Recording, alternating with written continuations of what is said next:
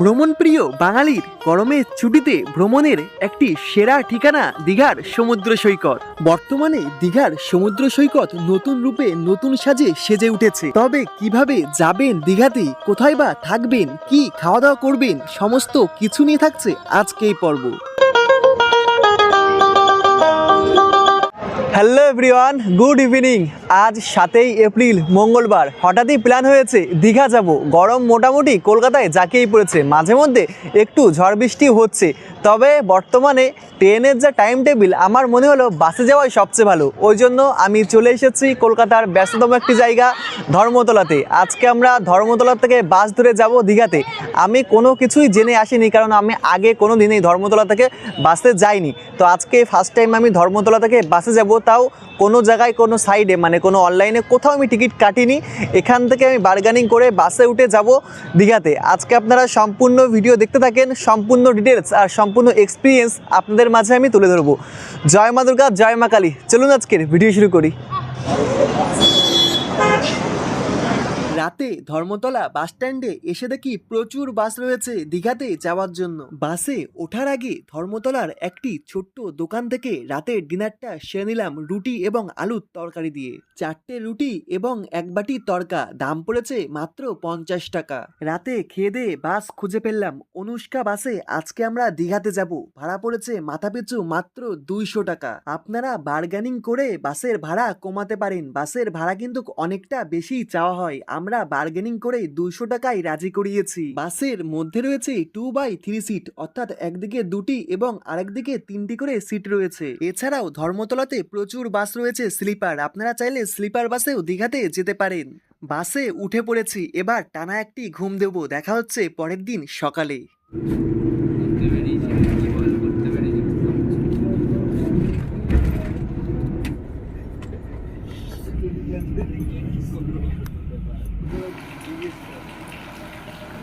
নেমে পড়েছি বাস থেকে। Good morning.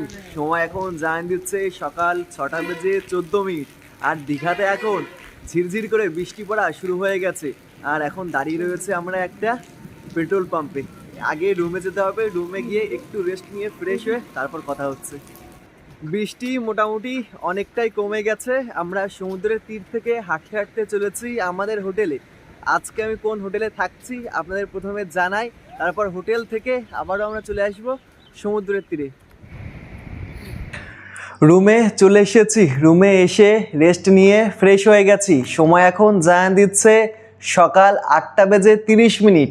আর আমরা দীঘাতে হোটেল নিয়েছি, হোটেল গীতাঞ্জলি লোকাঞ্জলি। এই হোটেলটি ওল্ড দীঘা থেকে একটু দূরে রয়েছে, অর্থাৎ মোহনার দিকে।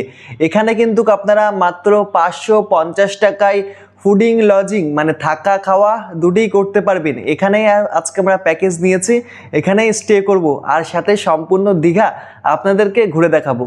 হোটেল গীতাঞ্জলির চলুন আমাদের রুমটি একটু আপনাদেরকে ঘুরে দেখাই। আমাদের দেওয়া হয়েছে 305 নম্বর রুম। আর চলুন রুমের মধ্যে যাই। এখানে দেখতে পাবেন ডাবল বেড রয়েছে। আমরা টোটালি 4 জন এসেছি, ওই জন্য এখানে ডাবল বেড, মানে আপনার এখানে একটা বেডে 2 থেকে 3 জন শেয়ারিংয়ে কিন্তু থাকতে পারবেন। ডাবল বালিশ রয়েছে, একটি তাওয়াল রয়েছে। আর এই সাইডে আলমারি এবং মিরর রয়েছে। এখানে জগ রয়েছে, স্টে রয়েছে, এখানে একটা ওয়ার্ড্রপ রয়েছে, টেবিল রয়েছে, চেয়ার রয়েছে। আমরা অগোছলা করেই ফেলেছি। এখানে বেশ কয়েকটি চার্জিং পয়েন্ট রয়েছে এবং এলইডি খুব সুন্দর একটি টিভি রয়েছে এবং বেশ কয়েকটি লাইট রয়েছে। আর এদিকে রয়েছে ব্যালকনি। চলুন আপনাদের একটু ব্যালকনিটা দেখিয়ে দিই। এই দেখুন, ঠিক এমন একটি ব্যালকনি রয়েছে। ব্যালকনির পাশেই রয়েছে ওয়াশরুম, একদম অ্যাটাচ। চলুন দেখি ওয়াশরুম। এই যে ওয়াশরুমের মধ্যে এখানে কোমোড, ফ্ল্যাশার, গিজার রয়েছে, শাওয়ার রয়েছে, এখানে মিরর, বেসিন এবং বালতি আর মগও রয়েছে। আর বেশ কয়েকটি ট্যাব রয়েছে। এখানে আপনারা মাত্র 550 টাকায় 3 বেলা খাওয়া দাওয়ার সাথে থাকা আপনারা কিন্তু প্যাকেজ নিতে পারেন এবং আলাদা করে রুমও কিন্তু নিতে পারেন। আমি স্ক্রিনে এবং ডিসক্রিপশনে এই হোটেলের কন্ট্যাক্ট নাম্বার দিয়ে রাখলাম। হোটেল থেকে বেরিয়ে পড়েছি হাঁটতে হাঁটতে সমুদ্র সৈকতের দিকে একটু ঘোরাফেরা করার জন্য। আর হোটেল থেকে সমুদ্র সৈকতের ডিস্টেন্স রয়েছে মাত্র 2 মিনিটের পায়ে হাঁটা পথ। এই হোটেলে থাকলে কিন্তু আপনারা মাত্র 2 মিনিটে হেঁটেই সমুদ্র সৈকতের তীরে চলে আসতে পারবেন। আর আজকে সম্পূর্ণ দীঘা দেখতে পাচ্ছি একদম মেঘাচ্ছন্ন, মাঝে মধ্যেই কিন্তু ঝিরঝির করে বৃষ্টিও পড়ছে। নারকেল গাছ দাঁড়িয়ে রয়েছে এক পায়ে, আর সামনেই দেখতে পাচ্ছি দীঘার সমুদ্র সৈকত মেঘাচ্ছন্ন রয়েছে আজকে। আর সকালে বেশ অনেকেই পর্যটক রয়েছেন। আর এদিকে রয়েছে মোহনা, এদিকে একটু গেলেই মোহনা রয়েছে, আর রাইট সাইডের দিকে রয়েছে হলো ওল্ড দীঘা। হোটেল থেকে বেরিয়েই আপনারা সমুদ্রের তীরে প্রচুর দোকান পেয়ে যাবেন সকালে চা বিস্কুট খাওয়ার জন্য। আর এখন আমি রয়েছি একদম সমুদ্রের তীরে, ভাবছি সকালবেলায় হাঁটতে হাঁটতে মোহনার দিকে যাই। মোহনায় সকালবেলায় কিন্তু বেশ মাছের জমজমাটি বলতে পারেন মেলা বসে, অর্থাৎ সমুদ্র থেকে মৎস্য শিকার করে কিন্তু দেশের বিভিন্ন প্রান্তে যায় এই দীঘার মাছ। তো যাই দেখি হাঁটতে হাঁটতে ঘুরে আসি। আর এদিক থেকে শোনা যাচ্ছে সমুদ্রের গর্জন, এবং লেফট সাইড থেকে সোজা আঁকাবাঁকা পথ চলে গেছে দীঘার মোহনাতে। ও দারুণ লাগছে। আস্তে আস্তে দেখতে পাচ্ছি সূর্যদেবও উকি দিচ্ছে মেঘের কোল থেকে, দারুণ লাগছে। স্নিগ্ধ বাতাস বয়ে চলেছে। আহা, এদিকে প্রচুর পাথর রয়েছে, দেখুন প্রচুর পাথর সমুদ্রে তীরে, বাহ দারুণ লাগছে। এদিকে দেখতে পাচ্ছি বসার জন্য জায়গা করে দেওয়া হয়েছে দূরে, অনেক পর্যটক ওখানে বসে সকালে সমুদ্রের ফিল নিচ্ছে। পাহাড় আর সমুদ্র এই দুটি জায়গায় আমার বেশ প্রিয়। এদিক থেকে রয়েছে ঝাউবনের শাড়ি, দেখতে বেশ লাগছে ভারী। সকালবেলায় দেখতে পাচ্ছি অনেকেই বসে সমুদ্রের ফিল নিচ্ছে। আর প্রকৃতি এখন অন্যরকম একটি রূপ ধারণ করেছে, মেঘের কোল থেকে সূর্যদেব হাসছে, আর এদিকে ঝিরঝিরি বৃষ্টি পড়াও শুরু হয়ে গেছে। তার পাশাপাশি রয়েছে এদিকে সমুদ্রের হালকা গর্জন, মেঘের কোল থেকে সূর্যদেব উকি দিচ্ছে।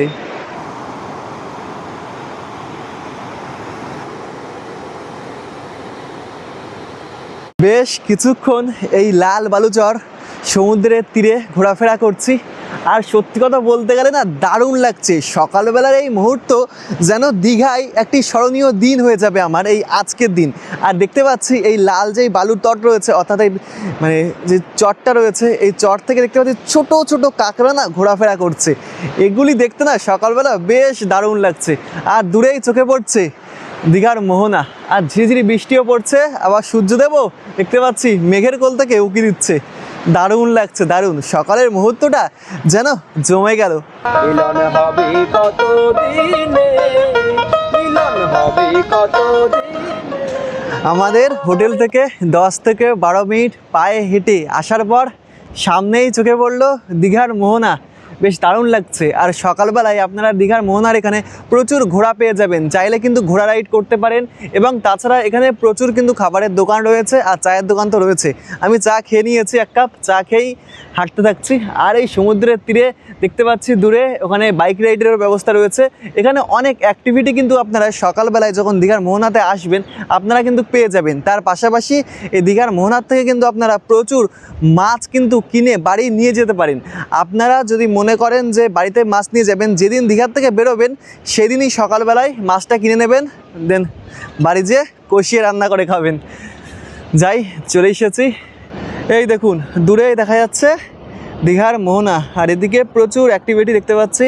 ছোট ছোট বাচ্চারা এখানে বাইক রাইড করছে, এদিকে খাবারের দোকান রয়েছে, ওদিকে ঘোড়া রয়েছে।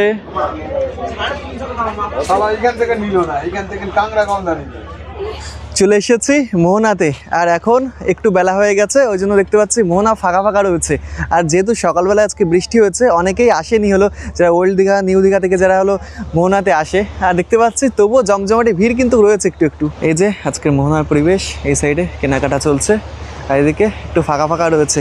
আর যেহেতু আজকে আকাশটা মেঘলা রয়েছে, এদিকে দেখতে পাচ্ছি ছোট ছোট সমুদ্রের ঢেউ, আর এদিকে কিছু কিছু পর্যটক মোহনায় এই প্রকৃতি সৌন্দর্য অনুভব করছে। এই দেখুন এখানে প্রচুর দোকান বসে কিন্তু সকালবেলায় প্রতিদিন। এখান থেকে আপনারা কেনাকাটা কিন্তু করতে পারেন মোহনার থেকে। এই দেখুন এখানে এমন প্রচুর প্রচুর এই দেখুন এমন কিছু ঝিনুকের প্রচুর কিন্তু জিনিস আপনারা পেয়ে যাবেন, দারুণ দারুণ দেখতে পাচ্ছেন। এ দেখুন হাওয়া বইছে, এদিকে সোজা চলে গেছে সমুদ্রের তীরের দিকে। আগের বার যখন আমি দীঘাতে এসেছিলাম তখন ব্যাসলেট নিয়ে গেছিলাম, ব্যাসলেটটা ছিঁড়ে গেছে, ভাবছি একটা নেবো, দারুণ লাগে এগুলো হাঁটতে পড়তে। আঙ্কেল কত করে? 20 টাকা? 20 টাকা করেই আমি আসি আর এখান থেকে নিয়ে যাই, কিছুদিন টেকে তারপরে গার্ডার দেওয়া যেহেতু আবার ছিঁড়ে যায়। একটা ব্যাসলেট কিনে নিলাম। আমি যখনই আসি দীঘার মোহনাতে, না আঙ্কেল এখন ডাব খাবো না, 30 টাকায় 40 টাকায় ডাব বিক্রয় করা হচ্ছে। আপনারা কিন্তু এখানে এসে সমুদ্রের তীরে ডাব খেতে পারেন। আর চলুন আস্তে আস্তে মোহনার শেষ প্রান্তের দিকে যাওয়া যাক। আর বাতাস কিন্তু খুব সুন্দর বয়ে চলেছে, দারুণ লাগছে। সকালবেলায় মেঘের কোল থেকে সূর্যদেব উঁকি দিচ্ছে আর ঠান্ডা বাতাস, আর কিছুক্ষণ আগেই ঝমঝমিয়ে বৃষ্টি হয়ে গেল। মিলন হবে কত দিনে, মিলন হবে কত দিনে, আমার মনের মানুষের সনে, আমার মনের মানুষের সনে।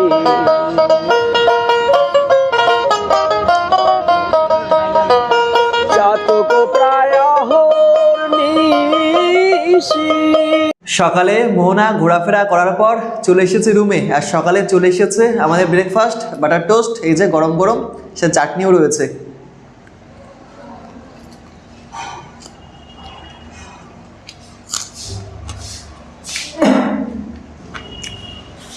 খেয়ে দিইনি, তারপরে আবার বেরোতে হবে। সকালের ব্রেকফাস্ট করে একটু রেস্ট নিয়ে বেরিয়ে পড়েছি উদয়পুর সি বিচে যাওয়ার জন্য, কাঁকড়া খাওয়ার জন্য। চলুন ঘুরে আসি।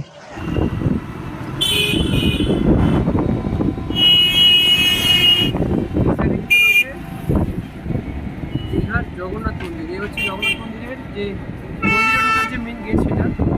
ওল্ড দীঘা থেকে টোটো রিজার্ভ করে আমরা এখন চলে এসেছি উদয়পুর সি বিচের কাছে। আমাদের টোটো স্ট্যান্ডে নামিয়ে দেওয়া হয়েছে। এখান থেকে 1 থেকে 2 মিনিট পায়ে হেঁটে আমাদেরকে এখন যেতে হবে উদয়পুর সি বিচে।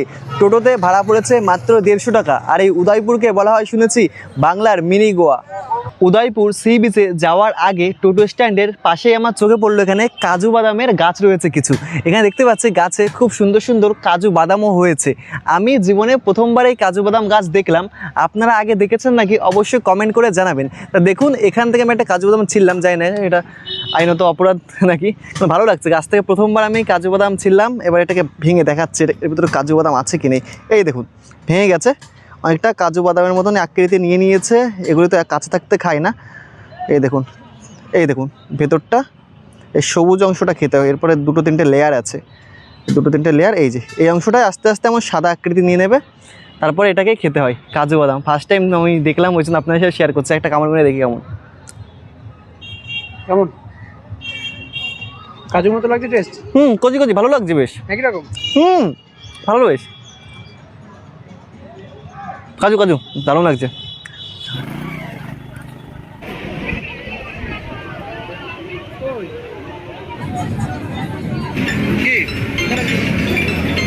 উদয়পুর সি বিচ ঘোরাঘুরি করার পর চলে এসেছি রুমে। আর রুমে এসেই চলে এসেছে আমাদের দুপুরের লাঞ্চ। দুপুরের লাঞ্চে রয়েছে আজকে সাদা ঝুড়ো ভাত, পেঁয়াজ, শসা, লেবু, এখানে পাঁপড়, ডাল, চাটনি এবং আলুর তরকারি এবং চিকেন কষা।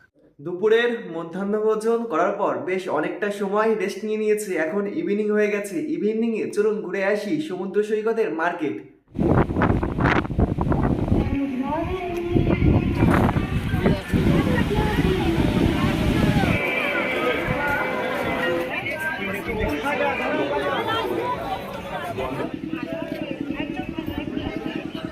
সন্ধ্যাবেলায় দীঘার মার্কেট এবং তার পাশাপাশি জগন্নাথ মন্দির দর্শন করে নিন।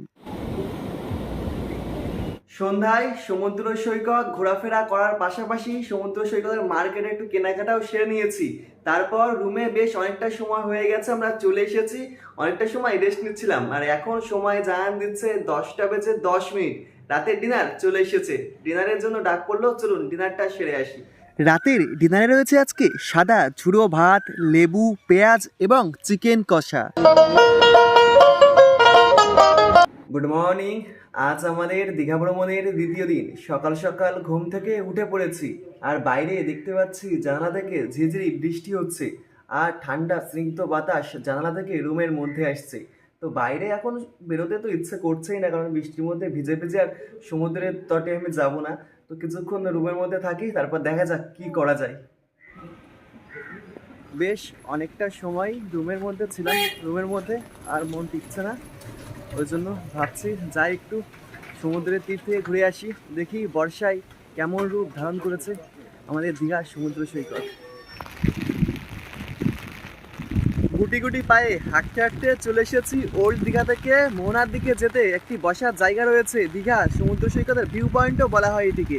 এখানে চলে এসেছে, এখান থেকে বৃষ্টি ভেজা সমুদ্র সৈকত দারুণ দেখতে লাগছে। দাঁড়ান আপনাদের দেখাচ্ছি আমি। এই দেখুন বৃষ্টি ভেজা দীঘার সমুদ্র সৈকত, লাল বালুতট। আর দেখতে পাচ্ছি কিছু কিছু মানুষ এই সমুদ্রে এখন বৃষ্টিতে ভিজে ভিজে স্নানও করছে। আর এখানে বসার জায়গা রয়েছে, এখানে দাঁড়িয়ে রয়েছে মিয়াকাই। আর এদিকে বর্ষার উত্তাল সমুদ্র সৈকত, দেখুন কি অপূর্ব সুন্দর লাগছে।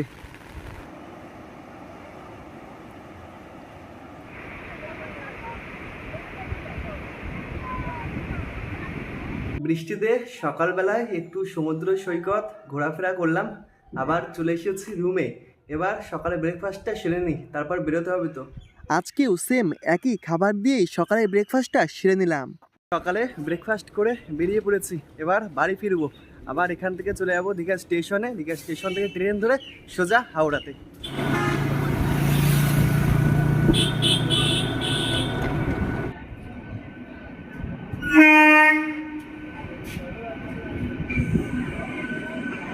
चातक प्रायः